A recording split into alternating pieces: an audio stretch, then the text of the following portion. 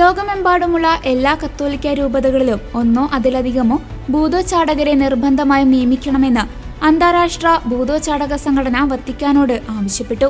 നിഗൂഢാചാരങ്ങളും സാത്താൻ ആരാധനയും വർദ്ധിച്ചു വരുന്ന പശ്ചാത്തലത്തിൽ വിശ്വാസികൾ നേരിടുന്ന ആത്മീയ വെല്ലുവിളികൾ കണക്കിലെടുത്താണ് ഈ നിർദ്ദേശം. മാർച്ച് 13 വത്തിക്കാനിലെ അപ്പസ്തോലിക് കൊട്ടാരത്തിൽ വെച്ച് ലിയോ 14 പാപ്പയുമായി നടത്തിയ സ്വകാര്യ കൂടിക്കാഴ്ചയിലാണ് സംഘടന ഈ ആവശ്യം ഉന്നയിച്ചത്. AIE president bishop Karel Orlita, vice president father Francisco Bamonte എന്നിവരാണ് മാർപ്പാപ്പയെ കണ്ട് വിശദമായ റിപ്പോർട്ട് സമർപ്പിച്ചത്.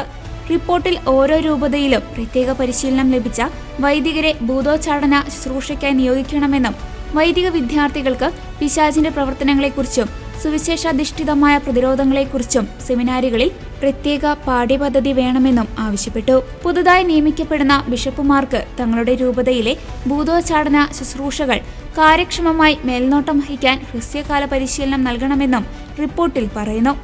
ആധുനിക ലോകത്ത് ജ്യോതിഷം, മന്ത്രവാദം തുടങ്ങിയ നിഗൂഢ വിദ്യകളിലേക്കും സാത്താൻ ആരാധനയിലേക്കും ആളുകൾ ആകർഷിക്കപ്പെടുന്നത് പിശാചിന്റെ അസാധാരണമായ ഇടപെടലുകൾക്ക് കാരണമാകുന്നുവെന്ന് ഫാദർ ബാമോണ്ട മുന്നറിയിപ്പ് നൽകി.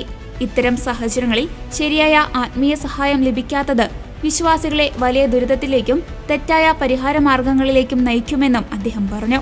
ക്രിസ്തുവിന്റെ കൽപ്പനയനുസരിച്ച് പിശാചുക്കളെ പുറത്താക്കാനും പീഡിതരെ സഹായിക്കാനും സഭയ്ക്ക് ഉത്തരവാദിത്തമുണ്ടെന്ന് സംഘടന ഓർമ്മിപ്പിച്ചു. കൂടിക്കാഴ്ചയിൽ ഭൂതോച്ചാടന ശുശ്രൂഷയുടെ ഔദ്യോഗിക മാർഗനിർദ്ദേശങ്ങളടങ്ങിയ പുസ്തകം മാർപ്പാപ്പയ്ക്ക് കൈമാറി.